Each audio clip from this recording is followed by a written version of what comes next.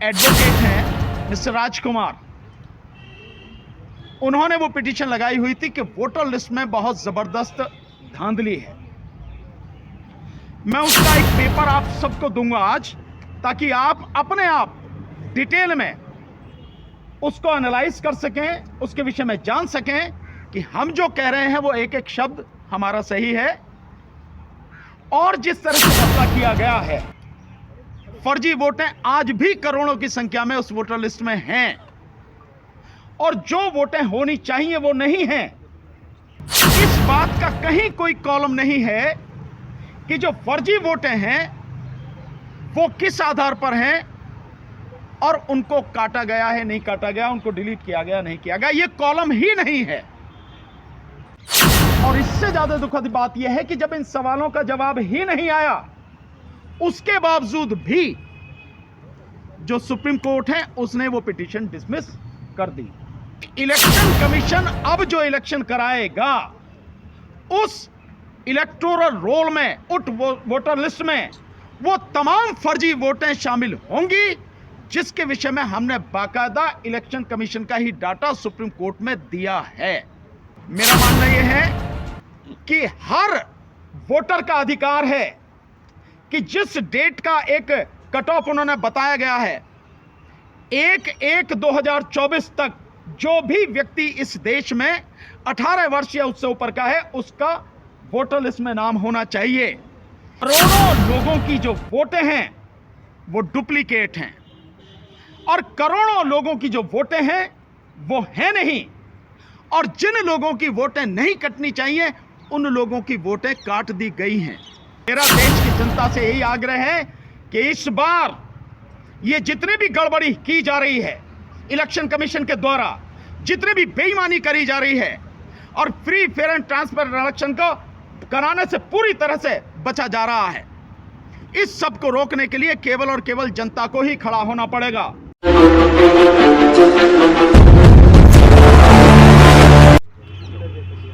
सबसे पहले तो सच्चाई के लिए लड़ने वाले और इस देश को बचाने की कोशिश करने वाले लोकतंत्र के चौथे स्तंभ मेरे तमाम मीडिया साथी जो यहाँ पर उपस्थित हैं, उन सबका हार्दिक अभिनंदन। आपका बहुत बहुत धन्यवाद कि आप यहाँ पर आए और लगातार सच लोगों को दिखा रहे हैं। साथियों, आज 3-4 मुद्दे हैं जिन पर बात करना बहुत ज़रूरी है। एक मुद्दा, जैसा आप जानते हैं कि आज ऑनरेबल सुप्रीम कोर्ट में वोटर लिस्ट में जो गड़बड़ी है उसके विषय में केस लगा हुआ था, उसके विषय पे चर्चा करनी है। दूसरी एक चर्चा करनी है कि किसान कल 13 तारीख को दिल्ली के लिए कुछ कर रहे हैं, दिल्ली आ रहे हैं, सो उनकी परिस्थिति क्या है, हमारा स्टैंड उनके प्रति क्या है, ये दूसरा मुद्दा है। तीसरा मुद्दा है कि जो हमारी 25 तारीख की हम लोगों ने कॉल दी है प्रधानमंत्री के घेराव की, उसके विषय में बताना है। और चौथा मुद्दा, जो वर्तमान समय में 2-3 चीजें हो रही हैं। एक मौलाना अजहरी है जिनको बेवजह गिरफ्तार किया गया है, हेमंत सोरेन साहब, उनको अरेस्ट किया गया है, और एक जिस तरह से हल्द्वानी में बनफूलपुरा में जो मस्जिद गिराई गई, मदरसा गिराया गया, और जो सारी कार्रवाई की गई उसके विषय में, और एक 5वां मुद्दा जो मणिपुर से रिलेटेड है, इस विषय में हम लोग आपके सामने बात रखें। सबसे पहले मैं आपके सामने चाहूंगा कि इस विषय में जो हमारा 25 का प्रोग्राम है उसके विषय में आदरणीय डीसी कपिल साहब वो आपको कोर्ट पे बता दो। चलिए मैं कोर्ट का बता देता हूं, ऐसी सहमति है कि कोर्ट का मैं बता। आज कोर्ट में जो पिटीशन लगी हुई थी, और वो एक एडवोकेट हैं मिस्टर राजकुमार,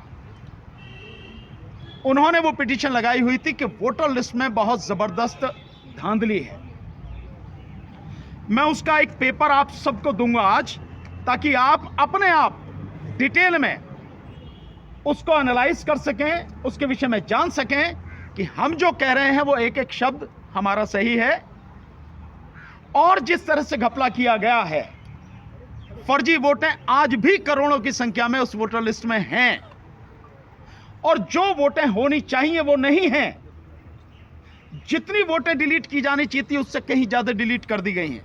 ये जो 3 चीजें हैं, उस विषय में जो पिटीशन पड़ी हुई थी, बहुत दुख के साथ मुझे कहना पड़ रहा है कि आज सुप्रीम कोर्ट ने, चीफ जस्टिस साहब की कोर्ट में था, वो 12 बजे के लगभग वो मैटर आया, उन्होंने बिना डिटेल ऑर्डर पास किए हुए, बिना स्पीकिंग ऑर्डर पास किए हुए उसको डिसमिस कर दिया।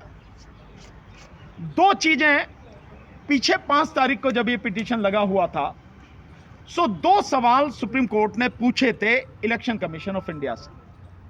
एक सवाल ये था कि जो चीफ इलेक्टोरल ऑफिसर हैं, उन्हें जो फॉर्मेट उन्होंने जारी किया, उस फॉर्मेट में इस बात का कहीं कोई कॉलम नहीं है कि जो फर्जी वोटें हैं वो किस आधार पर हैं और उनको काटा गया है, नहीं काटा गया, उनको डिलीट किया गया, नहीं किया गया। ये कॉलम ही नहीं है। तो जब कॉलम नहीं है तो हाउस टू हाउस जब फिजिकल सर्वे हो रहा है तो कैसे पता लगेगी? कॉलम होगा तो पता लगाया जाएगा ना। वो कॉलम ही नहीं है, इसके विषय में बताएं। दूसरा सवाल यह था कि जो बड़ी संख्या में फर्जी वोटें हैं, डिलीट करने के बाद भी बहुत बड़ी संख्या में आज भी फर्जी वोट हैं, उसके विषय में जवाब दें। अफसोस कि इलेक्शन कमीशन की तरफ से जो ये जवाब दिया गया, ये दोनों क्वेश्चन जो सुप्रीम कोर्ट में पहुंचे थे, ये दोनों क्वेश्चन पहले ही हैं लिखे हुए उन्होंने, और इसका जो जवाब दिया, इन सवालों का कोई जवाब अपने इस रिप्लाई में इलेक्शन कमीशन ऑफ इंडिया ने नहीं दिया। और इससे ज्यादा दुखद बात यह है कि जब इन सवालों का जवाब ही नहीं आया, उसके बावजूद भी जो सुप्रीम कोर्ट है उसने वो पिटीशन डिसमिस कर दी। इसमें जो उन्होंने अपना जवाब दिया वो सिंपल ये बताया है कि इलेक्शन कमीशन ऑफ इंडिया ने नोटिस इशू किए हैं, डायरेक्शन इशू किए हैं कि आप physical survey door to door जाके जो करेंगे उसमें ये चीज आपको लेनी है।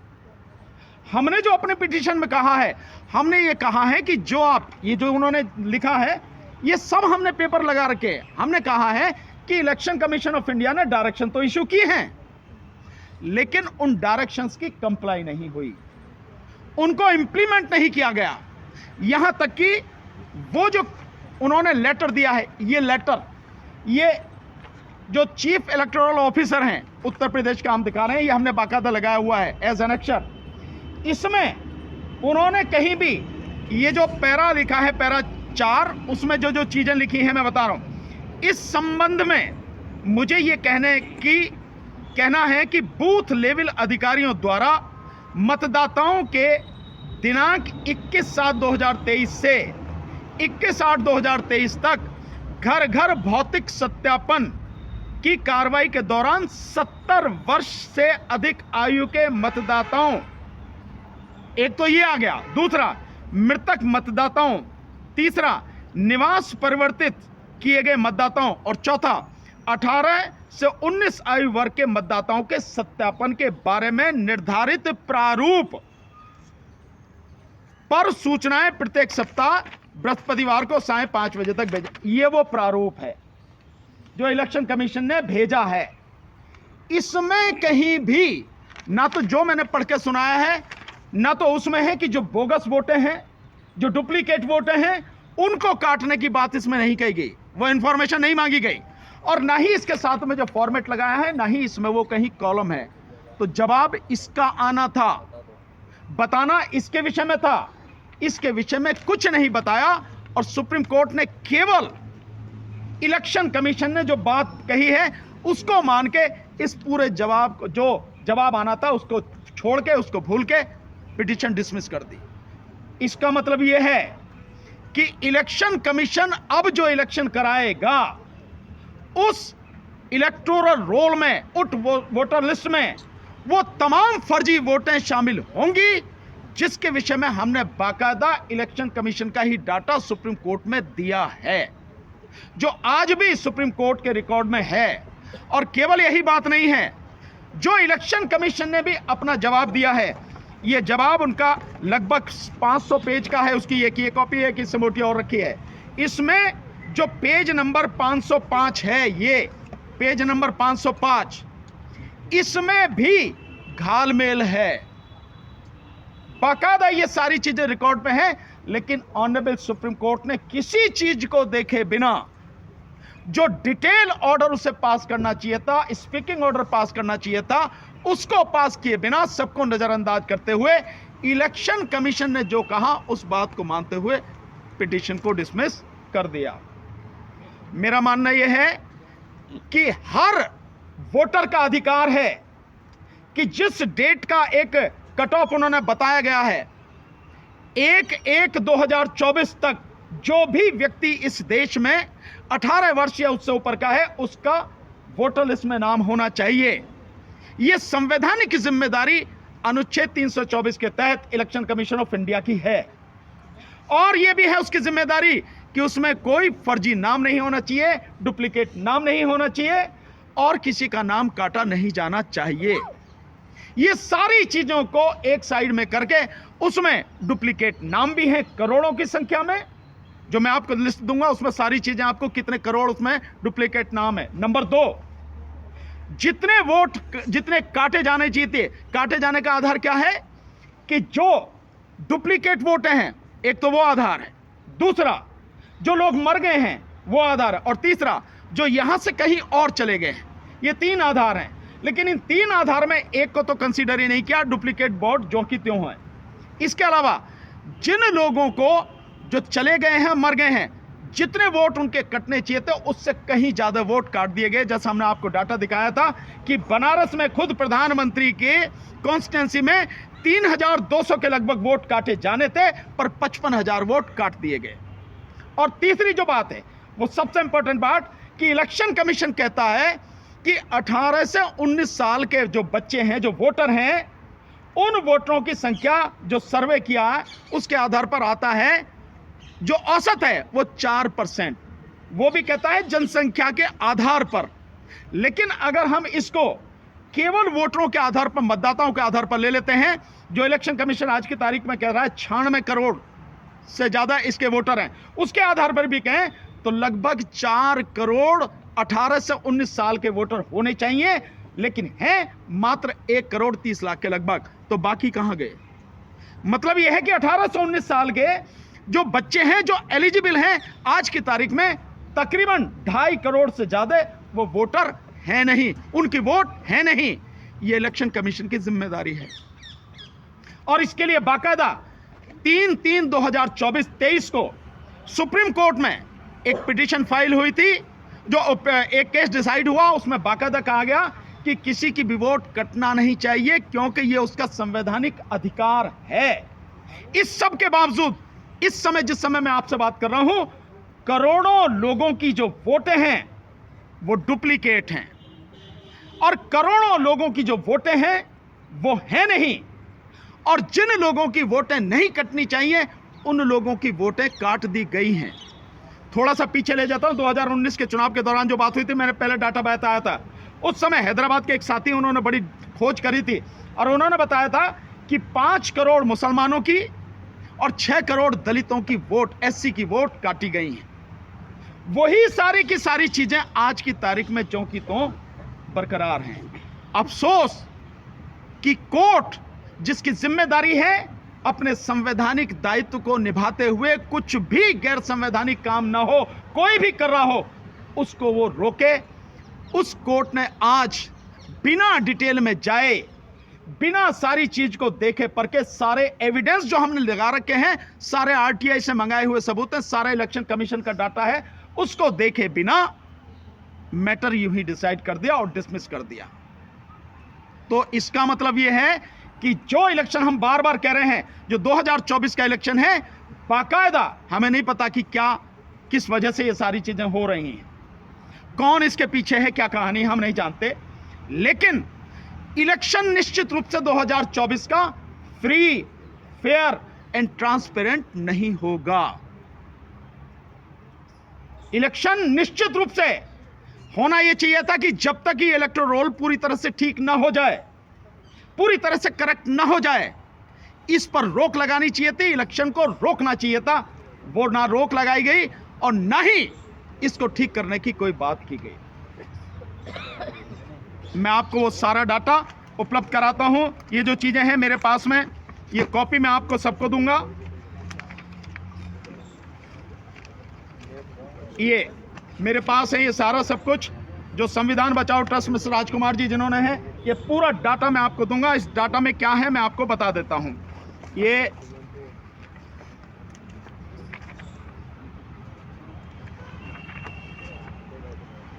ये देखेंगे, ये सारा डाटा है। ये कितनी वोटें हैं, किस आधार पर गिनती उन्होंने की है, ये सब कुछ।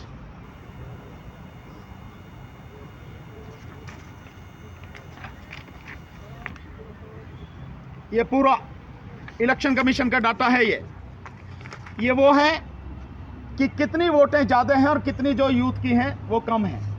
ये सारा डाटा है। ये सारी कॉपी मैं आपको दूंगा, बैठ के एनालाइज कीजिए और सच बताइए, देश के लोगों को बताइए।